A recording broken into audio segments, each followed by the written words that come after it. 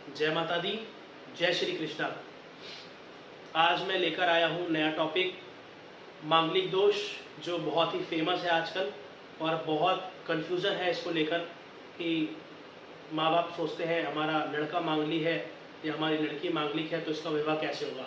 तो इन सब चीज़ों के लिए मैं आपको बताना चाहूँगा कि मांगलिक दोष होता क्या है, इसके क्या कैंसिलेशन है, क्या इसके परिहार है, उस बारे में हम बात करेंगे। शुरू करने से पहले मैं आपसे कहना चाहूँगा, अगर आपने मेरे चैनल को लाइक एंड सब्सक्राइब नहीं किया है तो आप प्लीज़ उसको कर लें, ताकि आपको नई नोटिफिकेशंस, नए वीडियोस समय समय पर आपको मिलते रहे। तो चलिए शुरू करते हैं। जन्म कुंडली में मंगली दोष। देखिए, मंगल क्या है? मंगल देह का कारक होता है। स्त्री की कुंडली में, पुरुष की कुंडली में, दोनों का जो फिजिकल जो रिलेशनशिप है वो मार्स डिसाइड करता है। हमारा रक्त का जो रक्त पे जो अधिकार है वो मंगल का अधिकार होता है। स्त्री और पुरुष दोनों में रक्त कॉमन है और रक्त से ही संतान की प्राप्ति होती है, दोनों के रक्त से। तो इसलिए मंगल को हम इतनी इंपॉर्टेंस देते हैं मांगलिक दोष में। मंगल देखना आवश्यक हो जाता है। मांगलिक दोष कब होता है? जब भी मंगल जन्म कुंडली के पहले, चौथे, 7वें, 8वें और 12वें भाव में जब मंगल की प्लेसमेंट होती है, मंगल बैठा होता है, तो हम इसको मंगलिक दोष के नाम से जानते हैं। यहाँ पे आप देखेंगे मंगल लग्न में है, चतुर्थ में है, सप्तम, अष्टम और द्वादश में है। अगर किसी की भी कुंडली में लड़की हो या लड़का हो, किसी की भी कुंडली में अगर मंगल इन स्थानों पर बैठा हुआ है तो आप कहेंगे कि यह जन्मकालीन जो कुंडली है, यह लड़का या यह लड़की मांगलिक है। अब दूसरी बात आती है कि मांगलिक आंशिक मंगली क्या होता है। यहाँ पे मैंने कुछ क्वेश्चंस लिखे हैं जो लोगों के दिमाग में बहुत ज़्यादा कंफ्यूजन क्रिएट करते हैं, जैसे कि आंशिक मंगलिक, प्रबल मंगलिक, मंगल दोष परिहार और मंगल दोष 28वें साल के बाद मंगल दोष का निवारण। तो यहाँ पे पहले हम बात करेंगे आंशिक मंगलिक की। देखिए, आंशिक मंगलिक क्या होता है। देखिए, जो जन्म लग्न होती है हमारी, जन्म लग्न के अलावा एक चंद्र लग्न भी होती है, यानी चंद्रमा जिस राशि में मौजूद है आपकी कुंडली में, उस राशि को लग्न बना के आप विचार करें कि मंगल आपके चंद्रमा से कौन कौन से भावों में है। अगर मंगल आपके चंद्रमा से पहले, चौथे, 7वें, 8वें और 12वें भाव में होता है तो आप चंद्र लग्न से मंगलिक कहलाएंगे। सपोज करिए कि कोई चंद्र लग्न से तो मंगलिक है और लग्न से मंगलिक नहीं है, तो हम इसको आंशिक मंगली का नाम देते हैं। ये आंशिक मंगली हो गया। आपने सुना भी होगा, कई पंडित लोग बोल देते हैं कि ये आंशिक मंगली है। जी, आंशिक मंगली कुछ नहीं होता है। असल में अगर राशि से कोई मंगली है, यानी चंद्र लग्न से, राशि का मतलब आपकी जो राशि है चंद्रमा की जन्म कुंडली में, उससे अगर कोई मंगलिक है और जन्म कुंडली से नहीं है तो उसे आंशिक मंगली के नाम से बोल दिया जाता है। बट हम यहाँ पे लग्न को ही प्रेफरेंस देते हैं, क्योंकि लग्न हमारा देह है, यानी फिजिकल बॉडी है, तो हम उसको लेकर चलेंगे।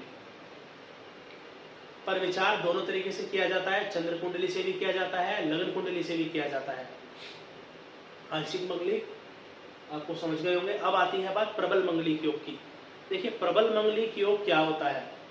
प्रबल मंगलिक योग का मतलब है कि जिन स्थानों में मंगल विराजमान है, उन स्थानों में यदि कोई क्रूर ग्रह जैसे कि राहु, शनि या सूर्य, इनमें से कोई भी ग्रह अगर वहां पर विद्यमान है तो वो मंगल की एनर्जी को एब्जॉर्ब करता है या उसको कम करता है।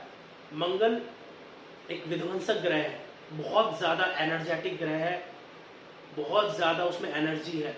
तो उसकी एनर्जी को कोई क्रूर ग्रह, दूसरा ग्रह उसकी एनर्जी को कम करता है, उसकी कमी करता है उसमें।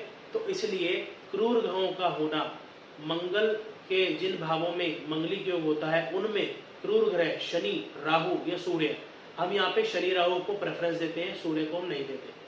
शनि राहु की अगर स्थिति है, जिन घरों में मंगल होता है मंगलिक, उन्हीं घरों में अगर शनि राहु अगर विराजमान है तो मंगलिक दोष में निवारण उसका करते हैं, उसकी जो एनर्जी उसको कम करते हैं, उसको क्षीण करते हैं मंगल के प्रभाव को। तो हम ये कह सकते हैं कि मंगलिक होकर भी यह मंगल भंग योग हो गया, एक तरीके से मंगल कैंसिलेशन हो गया। ठीक है, तो पहली स्थिति है कि यहाँ पे मान लीजिए लग्न में शनि है या राहु है, यहाँ पे राहु है या यहाँ पे शनि है, यहाँ पे राहु है, शनि है, या कोई भी एक ग्रह राहु, शनि राहु,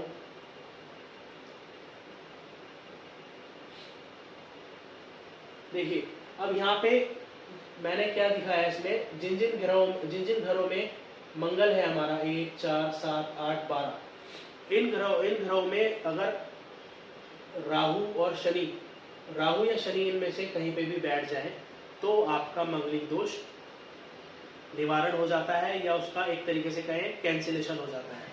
यही चीज आपको, ये मान लीजिए पुरुष की कुंडली है मेल की, तो यही चीज आपको फीमेल की कुंडली में भी आपको देखनी होगी। फीमेल में भी आपको 1 4 7 8 और 12 8 हाउसेज में मंगल का विचार करना होगा। देखना होगा कि मंगल कौन कौन से भावों में गया है। इन भावों में अगर मंगल है तो वह मंगली होगी जाति का लड़की। उसमें भी यह देखेंगे कि उनमें भी सेम यही प्लेसमेंट अगर राहु शनि की है, यानी राहु या शनि पहले, चौथे, 7वें, 8वें और 12वें भाव में अगर राहु या शनि होते हैं तो वह मंगलिक दोष का निवारण करते हैं। अब बात आती है मंगल दोष परिहार। ये जो मंगल दोष परिहार है ये मैं आपको बता चुका हूँ, यही मंगल दोष परिहार होता है, मंगल दोष कैंसिलेशन जिसे हम बोलते हैं, जो मैंने अभी आपको बताया। राहु या शनि मंगल के भावों में अगर राहु या शनि की प्लेसमेंट होती है तो वो कैंसिलेशन यानी परिहार यहाँ पे हो चुका है। अब बात आती है मंगल दोष ओवर 28 ईयर। कुछ लोगों का यह मानना है कि मंगल दोष 28वें साल की उम्र के बाद व्यक्ति के लाइफ से खत्म हो जाता है। यहाँ पे मैं एक चीज कहना चाहूंगा, मंगल दोष कभी खत्म नहीं होता है।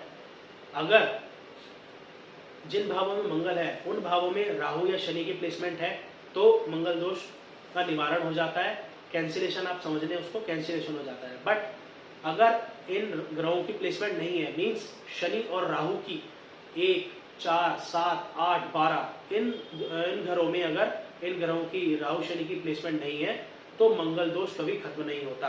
खास करके सप्तम, अष्टम, 12वें और लग्न का जो मंगल होता है ये प्रबल मंगल यानी प्रबल मंगलिक योग बनाता है अगर राहु शनि की यहाँ पे प्लेसमेंट नहीं है।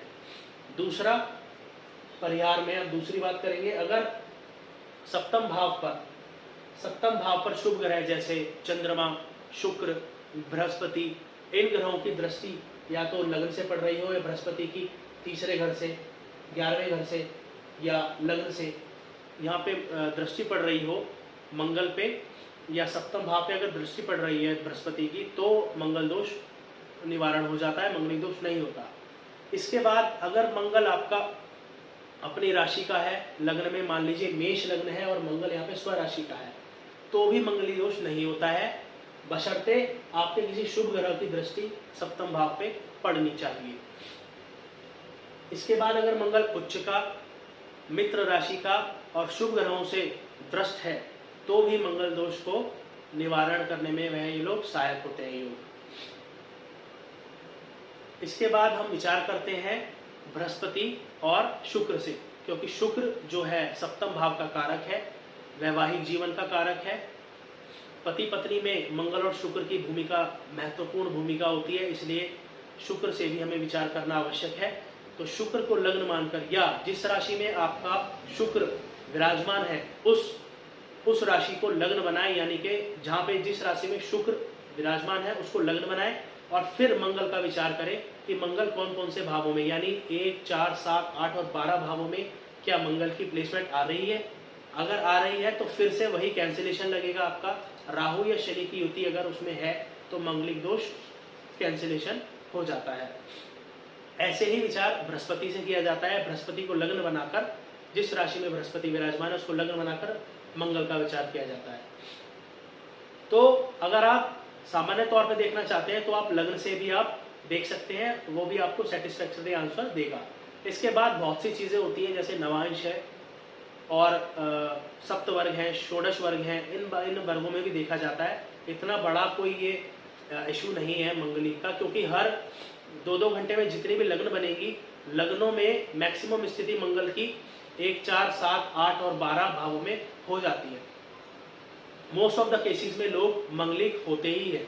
तो सभी के लिए ये कह देना कि इनका वैवाहिक जीवन तबाह हो जाएगा या पति पत्नी में से किसी एक की मृत्यु हो जाएगी, यह कहना सरासर गलत है, यह टोटली रॉन्ग है। तो आशा करता हूँ आपको यह चीज़ें समझ में आई होंगी। मंगलिक योग के बारे में आपकी जो दुविधा थी, जो भ्रम था, वह दूर हुआ होगा। इसी के साथ ही आज का वीडियो यहीं पे विराम देता हूँ। फिर मैं अगली वीडियो में आपको कुछ नया लेकर आऊँगा। तब तक के लिए जय माता दी, जय श्री कृष्णा।